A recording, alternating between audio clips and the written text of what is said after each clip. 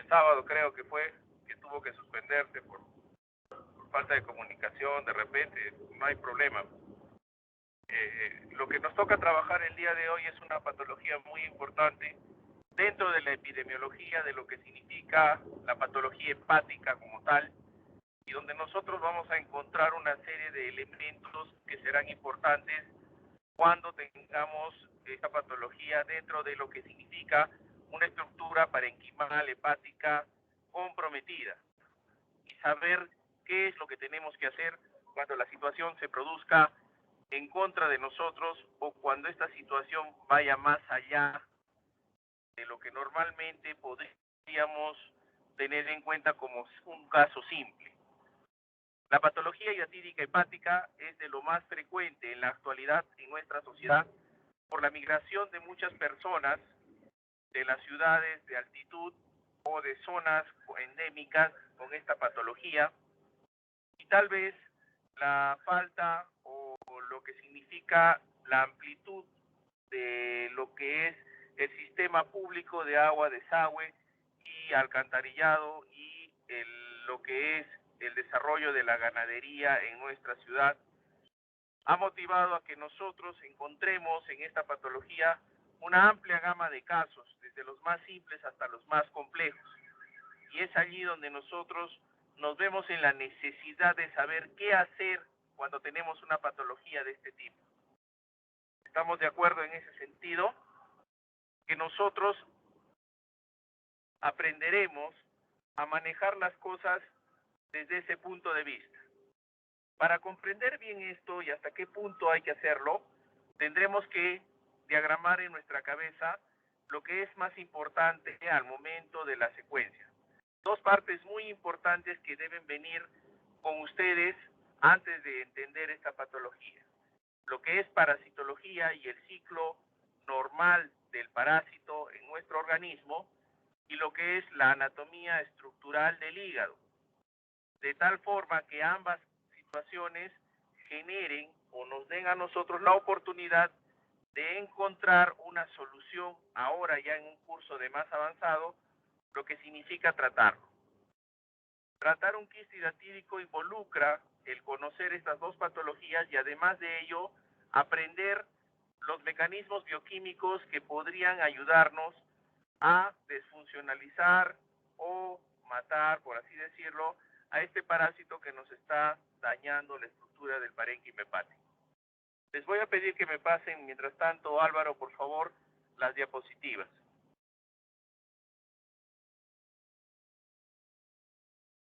Álvaro.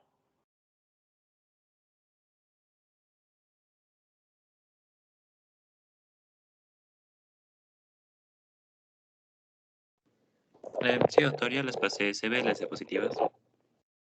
No, no las veo.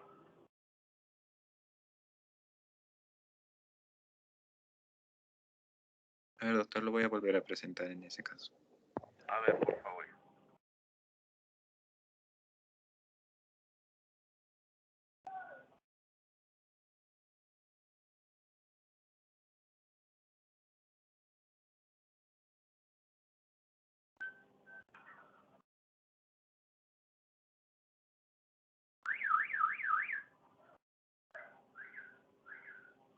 Bien, para ir avanzando mientras Álvaro lo pone, lo que vamos a ver ahora es que esta patología, como les decía, involucra dos elementos importantes. La parte anatómica, una parte importantísima de lo que significa el hígado, el cual se encuentra ubicado en el cuadrante superior derecho, protegido por las costillas y ocupando el cuarto al séptimo espacio intercostal. Este órgano muy importante y considerado quizás el único que tiene una regeneración espontánea, ha motivado a que nosotros hagamos múltiples estudios que nos ayudarán a entender qué es lo que sucede cuando el parásito afecta a la zona. ¿Me están escuchando bien, no? Sí, doctor, sí se escucha. Sí, doctor. Bien. ¿Se ven las diapositivas? El hígado, sí, ahora sí estoy viendo las ya. El hígado tiene 8 segmentos, de los cuales tenemos que entender esta distribución desde un punto de vista anatómico para poder entender dónde podríamos hacer un tratamiento quirúrgico de diferente forma. Puede ser desde el punto de vista laparoscópico o desde el punto de vista laparotómico.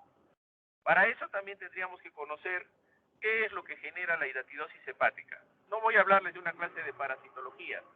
Se supone que ustedes conocen al Echinococcus granulosus y saben que nosotros somos un huésped accidental, producto de repente de un ciclo que de repente se presenta de forma muy frecuente, como les dije ahora en nuestra ciudad, por la migración, por la ganadería y por la pobre salud pública o la salubridad que tenemos en nuestro país. Existen múltiples cepas del Echinococcus granulosus, pero el Echinococcus granulosus es el más importante en nuestro país. Hay otras especies que también involucran aquí, como te digo, pero que no son, digamos, tan frecuentes en nuestra población. Siguiente diapositiva.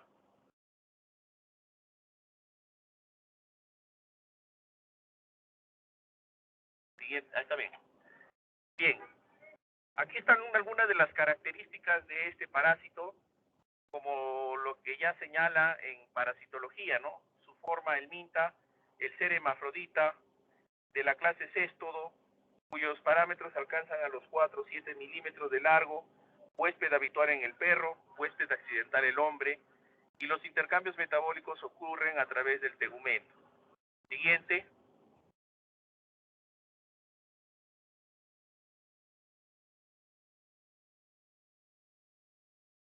Generalmente el Echinococcus granulosus tiene una cabeza, un cuerpo, y lo que se conoce como escólex o cabeza tiene 4 ventosas y una corona de ganchos. Todo esto lo hemos evidenciado al microscopio cuando tuvimos la oportunidad de estudiarlo. Formado por anillos, el cuerpo también tiene capacidad de reproducción, que son las proglótides, y el último proglótide contiene un útero con gran cantidad de huevos, que al final es el que de repente nos va a generar la mayor cantidad de problemas y la diseminación del mismo. Siguiente.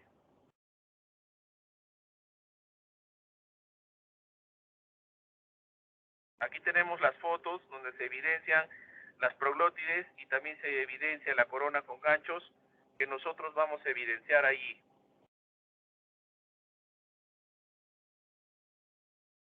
Siguiente. Aquí están los huevos con el contenido encapsulado en el útero. Siguiente. La hidatidosis dice que es una enfermedad en la cual la diseminación de las especies de los huevos de este parásito van a incubar en tejidos de diverso tipo. Puede ser el cerebro, puede ser el pulmón, puede ser el parénquima hepático, puede ser el vaso, pueden ser los riñones e incluso en la misma cavidad peritoneal.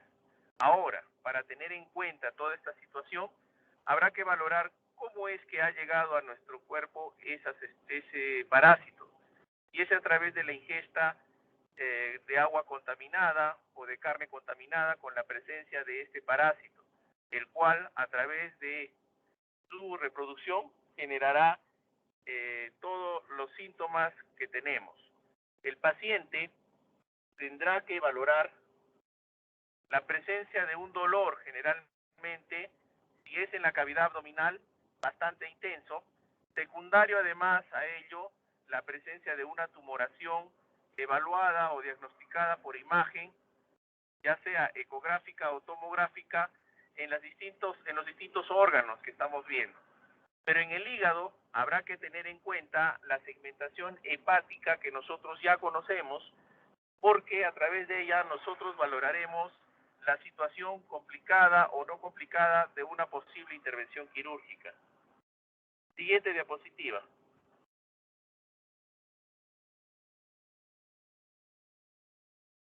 Aquí tenemos un esquema del ciclo vital de lo que es la hidatidosis hepática y donde vemos lo que ya ustedes conocen y se han mencionado en esta clase. Siguiente.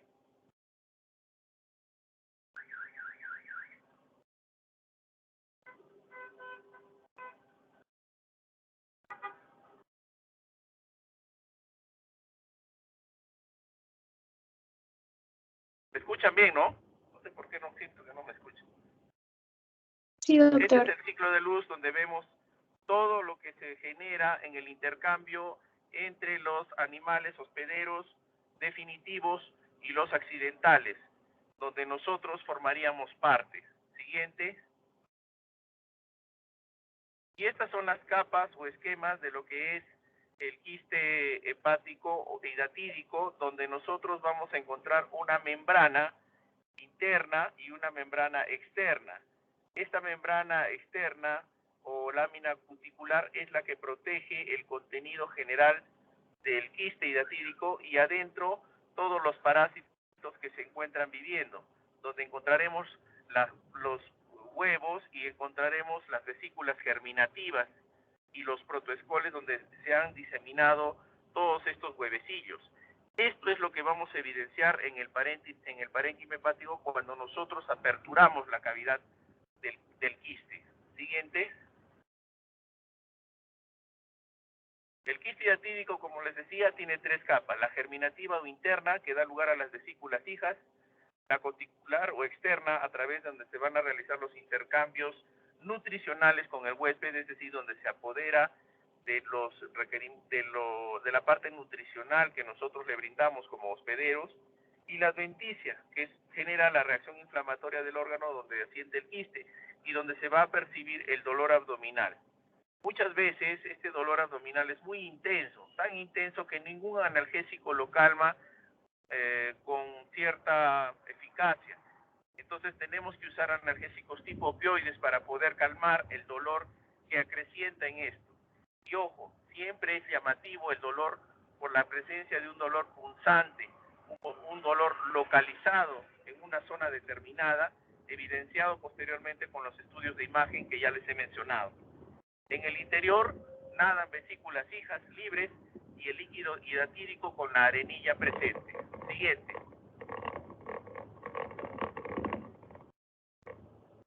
Aquí tenemos la apertura de la capa externa y de la adventicia, obviamente, del quiste, y donde vemos la cantidad de células y vesículas hijas, que se encuentran en su interior. Siguiente. Aspectos clínicos generales, habla de la equinococosis primaria, donde vamos a encontrarla principalmente a nivel del hígado y el pulmón, y la equinocosis secundaria en órganos a distancia.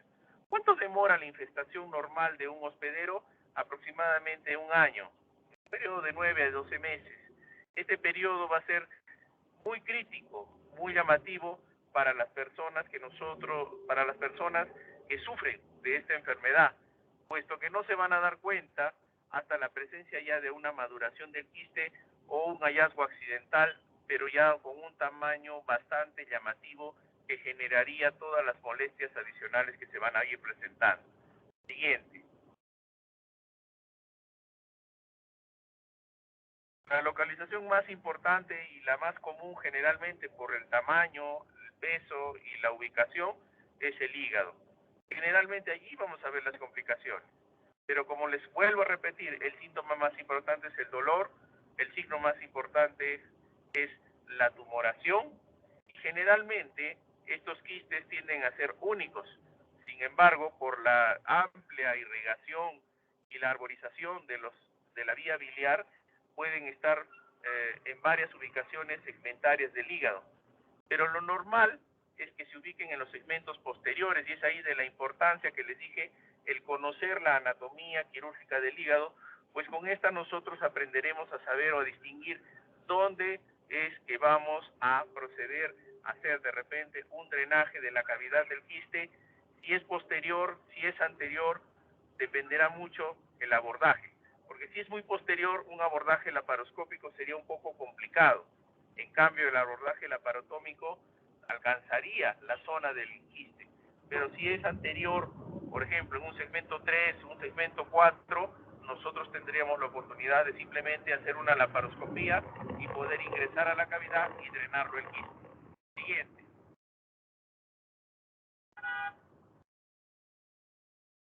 Estas son las formas sintomáticas del quiste, como les comentaba.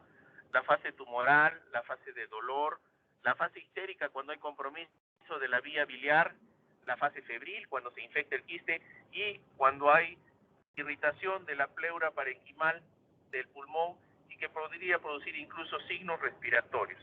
Siguiente. El examen físico con las características que ya les he mencionado, donde se evidencian la simetría, la deformidad a la inspección, a la palpación el dolor evidente y la forma redondeada, también a la percusión el prémito hidatídico y todo lo que se ha mencionado. En la siguiente. Laboratorialmente nos apoyaríamos en unos exámenes que nos pueden servir, pero muchas veces estos exámenes son irregulares o son muy inespecíficos. Podría haber cierta alteración en el hemograma, pero a veces también no se evidencia nada. También hay que mencionar que podría haber leucopenia, sí, también podría haber eosinofilia, también podría haber de repente una neutropenia o alteraciones de los factores de la coagulación, pero todo esto es inespecífico. La gran verdad es que muchas veces el quiste no da síntoma alguno y es por eso que la situación podría irse de las manos, dado que no podríamos tener una evaluación exacta de lo que estaría pasando dentro del hígado. Siguiente. Al examen físico vamos a evidenciar pues lo que ya les he mencionado, la presencia de la tumoración, y en el examen tradicional o en el examen de imagen lo que vamos a encontrar básicamente son las formaciones ya señaladas, una formación redondeada, una tumoración allí donde se evidencian las proglótides a la imagen de repente del ultrasonido o de la tomografía. Discúlpeme un ratito, por favor.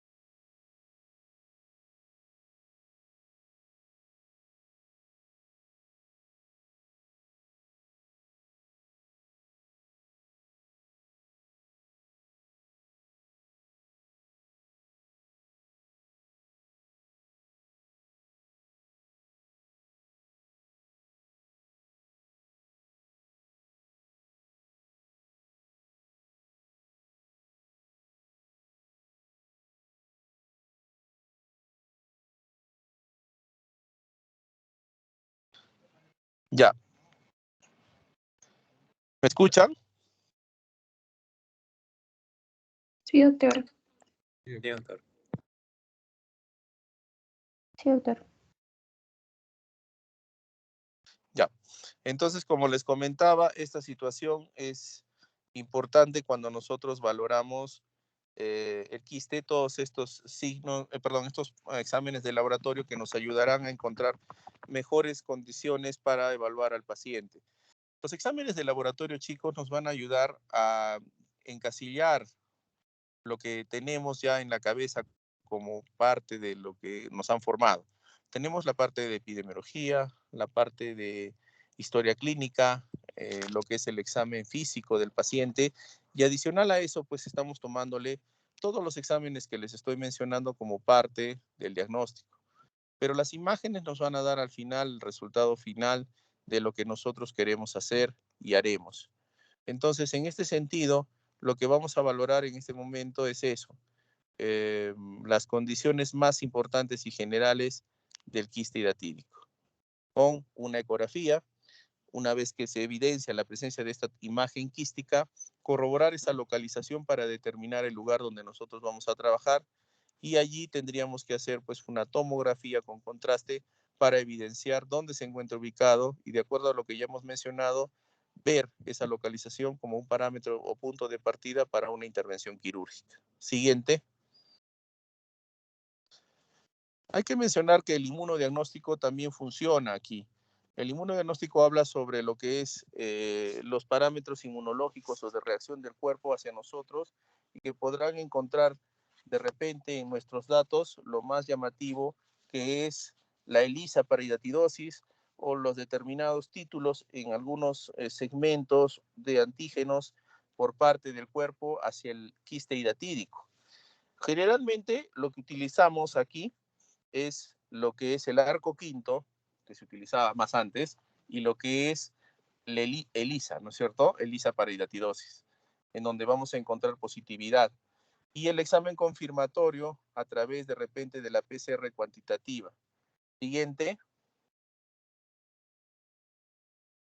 Y todos los parámetros, como la inmunoglobulina G con variantes IgG4, IgG1, la IF y el EIF, ¿no? Todas aquellas con parámetros bastante ya claros. Ahora, todos estos exámenes no se realizan dentro de un hospital de nuestras características en la ciudad, pero sí podrían ayudarnos a encontrar respuestas a lo que ya estamos mencionando. Siguiente. Aquí tenemos la mayor cantidad de estudios de imágenes que utilizamos para valorar la presencia del quiste hidatídico, y donde encontraremos esos detalles y características que ya les he mencionado. Ojo, habría que tomar también los parámetros de lo que significa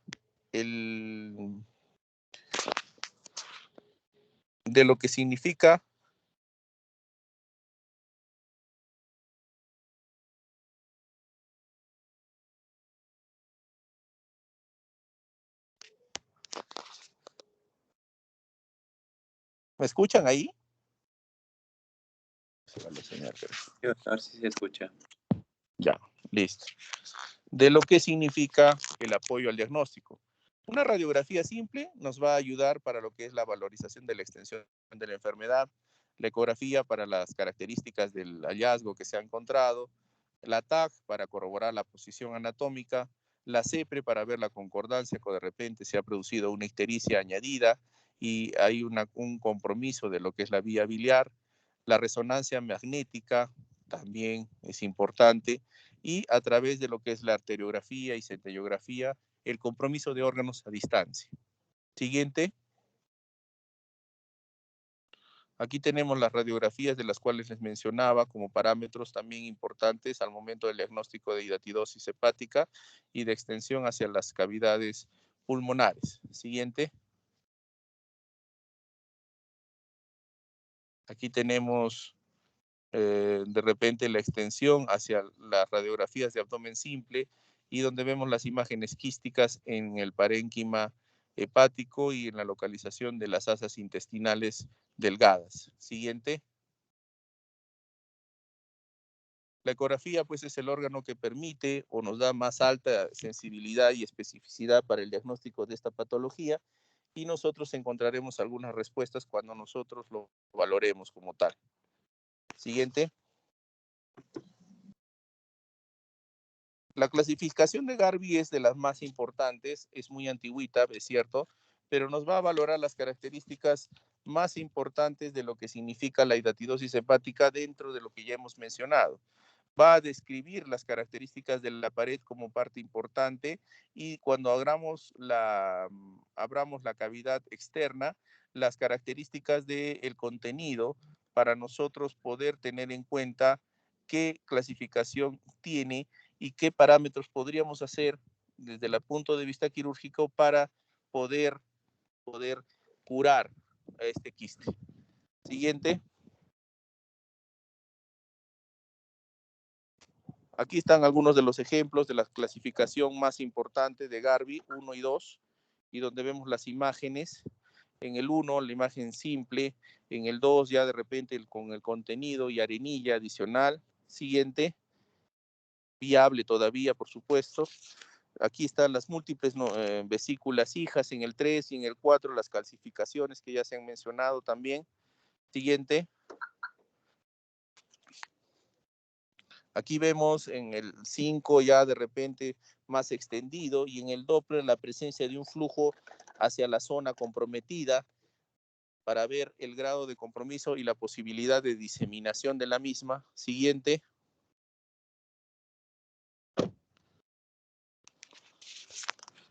Siguiente. Las tomografías nos evidencian la localización de la misma con la finalidad de tener un buen abordaje quirúrgico y podamos tener una respuesta saludable para el paciente.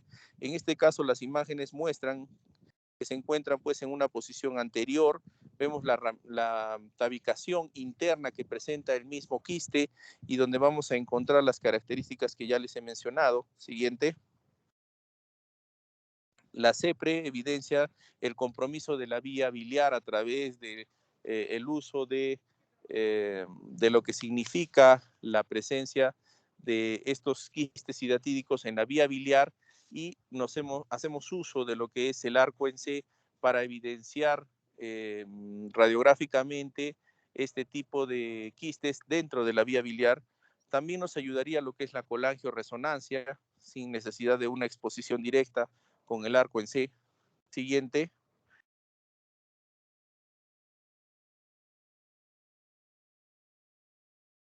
La resonancia magnética, como les mencionaba, va a clarificarnos de manera importante la presencia del quiste hidatídico. Siguiente.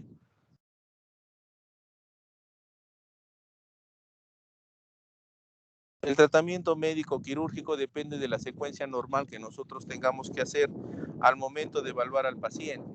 Generalmente, un tratamiento previo antes de la cirugía o una preparación adecuada permitirá que nosotros hagamos de las mejores cirugías en este tipo de paciente, puesto que con un tratamiento médico previo de apoyo podríamos reducir la cantidad de vesículas hijas y podríamos ayudarnos.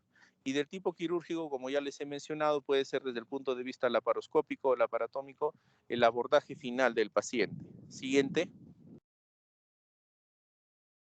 El tratamiento médico consta del albendazol en las dosis que se evidencian allí, de 10 a 20 kilogramos por día durante 3 semanas o 2 semanas antes de una operación, tratando de curarlo si es el quiste pequeño, cuando no es complicado y está en zonas muy inaccesibles, ¿no? Y no dan síntomas. Y en el caso de siembra peritoneal, con apoyo del tratamiento quirúrgico. Siguiente. El tratamiento quirúrgico busca evitar la contaminación, evitar la supuración, evitar las complicaciones como son la fístula biliar, por ejemplo, y a la vez reintegrarlo rápidamente al paciente a la vida cotidiana de la sociedad, puesto que el abordaje de estos quistes es tan complejo que de repente el paciente más pierde horas de trabajo por la situación en la que se encuentra. Siguiente. Evaluamos las características generales del quiste, la posición en la que se encuentra y determinamos el abordaje quirúrgico. El tratamiento ideal es sacarlo todo el quiste. Obviamente ahí vienen los datos más importantes que nosotros tenemos que evidenciar, como son que esa capa externa o el destechamiento solo se va a producir en la zona que se exterioriza el quiste. Sin embargo, lo que queda pegado dentro de la cavidad del parénquima hepático es la que va a sufrir las mayores consecuencias, y donde nosotros tendremos que pensar y tendremos que ver qué es lo que tenemos que hacer con esa cavidad residual, porque es allí donde surgen las complicaciones, las fístulas venosas, las fístulas biliares, y donde si nosotros hacemos un destechamiento, retiramos toda la cantidad del parásito y dejamos un drenaje, este drenaje podría aperturar a través de un decúbito la salida o una fístula, que puede ser sangre o que puede ser vía biliar, y allí tendríamos el problema. Siguiente. Aquí tenemos un esquema, no general, pero un esquema que nos podría ayudar en el caso de la evacuación percutánea o laparoscópica, en la evacuación abierta, y las diferentes características de lo que tendrían que reunir las imágenes o el mismo quiste al momento de hacer el tratamiento quirúrgico. Esta pregunta siempre la pongo en el examen. Siguiente. Las vías de abordaje dependen de la localización, el número, las lesiones que estén asociadas y el estado evolutivo del quiste. Obviamente que la incisión más importante es la subcostal, porque es la que nos va a dar un mayor alcance y de acuerdo a la posición y a la epidemiología, el abordaje de los segmentos más frecuentemente afectados. Obviamente que la protección de la cavidad peritoneal estará entendida con la solución sobresaturada que nosotros preparamos para proteger la zona comprometida. Siguiente. El tratamiento del parásito hay que esterilizarlo, matarlo, aspirar su contenido y evacuarlo. Existen varios tratamientos que nos van a ayudar a lo que es la evacuación.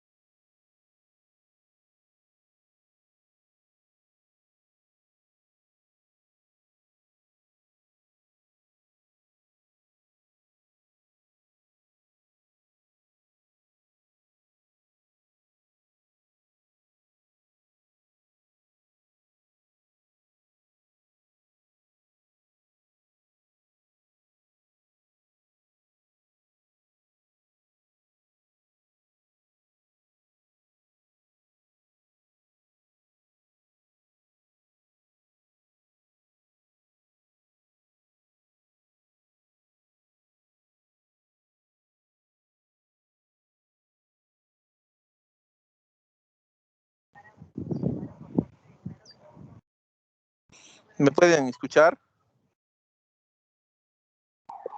Sí, se escucha. Sí, doctor. Ya. Bueno.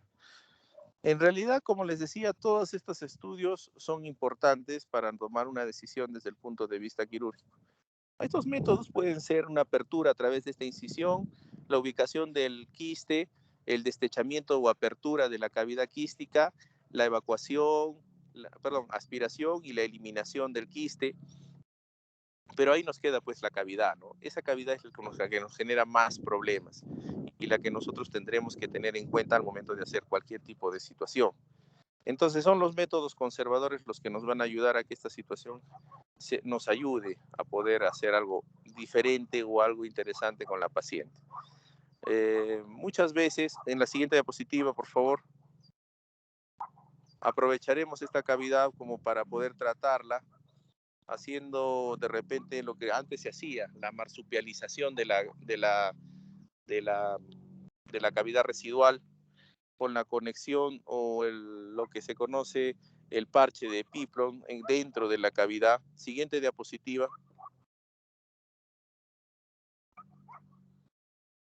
Aquí vemos el aislamiento pues de la pared, el peritoneo, punzar para exteriorizar el contenido del quiste y donde vamos a evidenciar todo lo que se ha descrito. Siguiente. La aspiración donde vemos el contenido del quiste, tal vez algunos de las vesículas. Siguiente.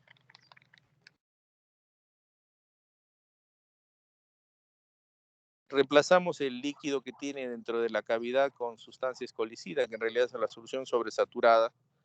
Siguiente. Esperamos un momento y lo que vamos a hacer es proceder a la apertura o ya el destechamiento del quiste hidatídico. Aquí tenemos las soluciones hipertónicas o escolicidas, como pueden ser el agua oxigenada, la solución hipertónica de cloruro de sodio al 20%, el formol al 2%, etcétera, etcétera. Siguiente. Aquí tenemos la aspiración como segunda parte del tratamiento del quiste con el trocar de pino quieto o simplemente una aspiración de gran fuerza. Siguiente. La aspiración y salida a través del tubo de Kerr también es importante, pero a veces produce la salida del contenido a la cavidad y a veces es un poquito complicado. Siguiente.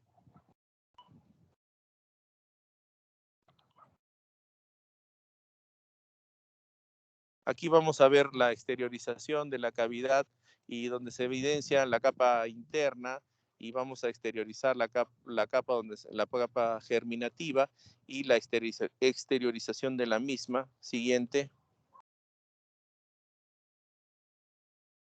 Las vesículas hijas, ¿no? Al costado de la capa germinativa.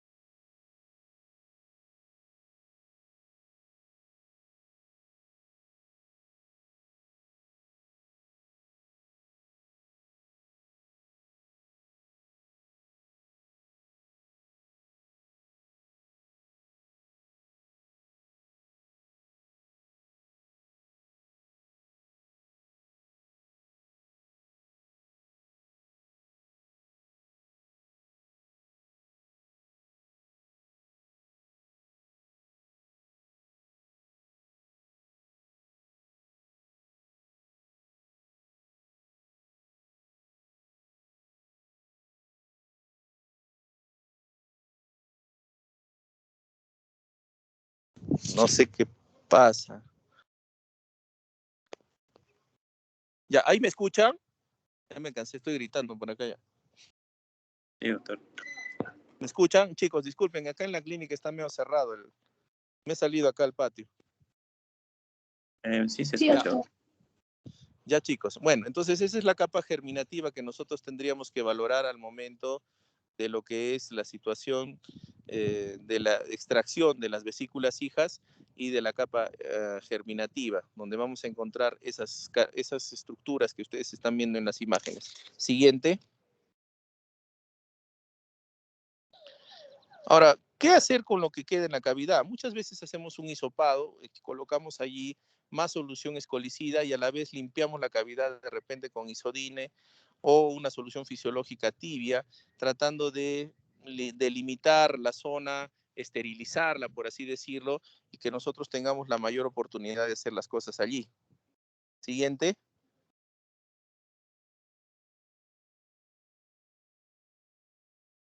Bien, aquí tenemos el tratamiento de la cavidad residual desde el punto de vista conservador y desde el punto de vista radical. Y aquí están todos los métodos más importantes que se han utilizado desde antaño, donde está la marsupialización, que quizás es la más utilizada con la aumentoplastía o el parche en la zona colocada, y la adventisectomía parcial o de Mavit, que también es frecuente. A ver un ratito, chicos, me están llamando de emergencia, espérense.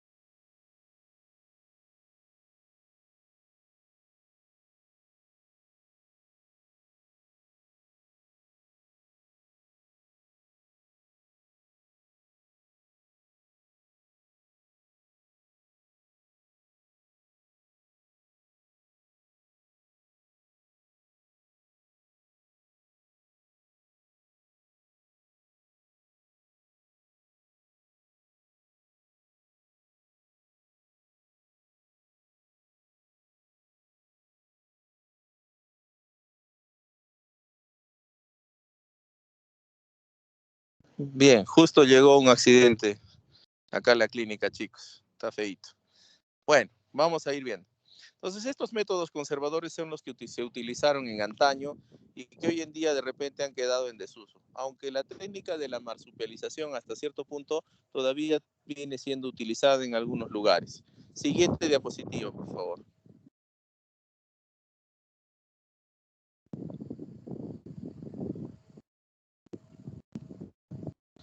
Aquí tenemos uno de los esquemas más importantes donde se evidencia el cierre hermético de la adventicia y el abandono de la misma, pero a veces genera la presencia de las fístulas biliares como parámetro más importante y la exteriorización del contenido a través de la piel buscando la salida. Entonces fue dejada de lado en algún momento, ¿no? Siguiente. La marsupialización que he llegado a realizar yo en algún momento incluso, donde colocábamos un tren y cerrábamos herméticamente, imbrincando las paredes entre sí mismas, aplastándolas a manera de una bolsa de tabaco, una bolsa de canguro, y colocábamos el tren para que termine de cerrar y la salida de la secreción que quedaba en forma residual sea la completa. Siguiente. La aumentoplastía era básicamente lo mismo, pero colocábamos el aumento sobre o dentro del contenido de la cavidad quística y nosotros podíamos hacer el resto. Siguiente. La extracción completa de la adventicia que se generaba o que generaba bastante trabajo y el sangrado era bastante intenso, y la colocación de un drenaje posterior para evaluar los resultados del tratamiento desarrollado. Siguiente.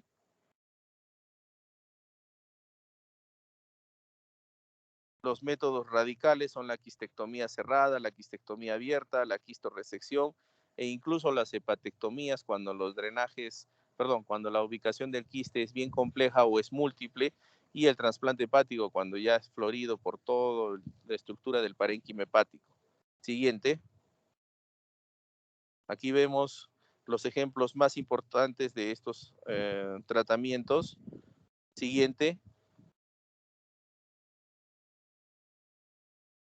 Ahí sacamos todo el quiste, pero miren el daño que se genera a nivel del parénquima hepático, es decir, lo sacamos en su totalidad a manera de una bolsa entera, con márgenes que incluyan al parénquima hepático, pero esto hay que hacerlo con una serie de elementos quirúrgicos de alta hemostasia, ¿no? De alto flujo, que permitan la extirpación de la totalidad del quiste de manera cerrada, como dice allí, sacarlo todito. Siguiente. Aquí queda la cavidad residual del quiste. Siguiente. En la quistectomía abierta lo aperturamos el quiste y sacamos casi todo, hasta un 95%, dejando solamente la parte final o la parte inferior del quiste. Siguiente. Aquí vemos de alguna forma cómo es que queda el interior del parénquima hepático cuando nosotros hacemos la apertura del quiste y extraemos todo el contenido. Siguiente. Las hepatectomías son los quistes con grave compromiso de la vía biliar, son múltiples en su cantidad y en varias localizaciones. Ya se le ha operado en anteriores oportunidades y tiene lesiones importantes a nivel del parénquima y son muy grandes. Esas son las indicaciones más importantes de las hepatectomías para quiste hidatídico. Siguiente. Podemos hacer una hemihepatectomía derecha o izquierda, dependiendo del compromiso, nuevamente, como les decía. Siguiente.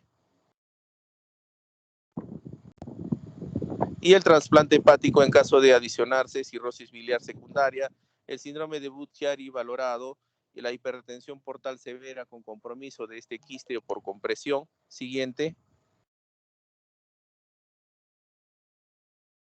Y las indicaciones más importantes a nivel de los pacientes seleccionados en los Garbis 1 y 2 para la paroscopía, por la ubicación generalmente y por el tamaño del quiste, y donde también tendríamos que tener en cuenta lo que es para los Garbis más importantes, 3 y 4, la laparotómica. Siguiente.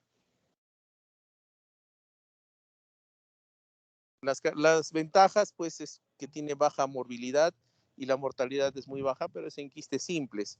Lo curioso de esto es que tendríamos que practicarla en quistes más complicados. Siguiente.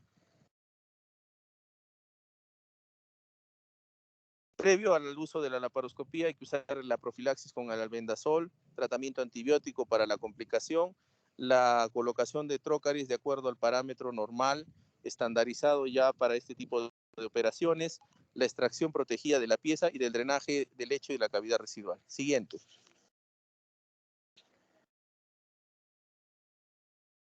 Aquí está la colocación de los trócares de la forma que se ha evidenciado. Siguiente. Y esto es lo que en la actualidad de repente es con el uso de repente de elementos radiográficos o el apoyo al diagnóstico ecoguiado, que también puede ser utilizado en la actualidad en cuadros, se utilizan en cuadros bien complejos e incluso los recurrentes a una quimioterapia que podrían presentarse. Las contraindicaciones son las que ustedes están evidenciando y son las que generalmente ponemos de pregunta en el examen. Siguiente. El PAIR es esta punzoaspiración con las siguientes características que tienen allí por escrito. Siguiente.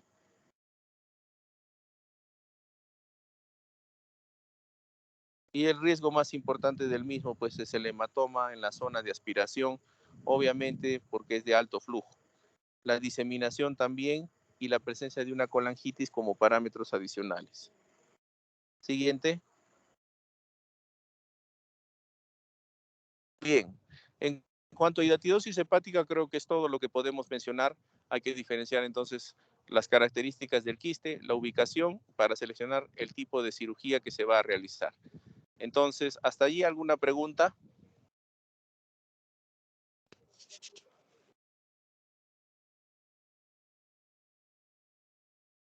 ¿Preguntas, chicos?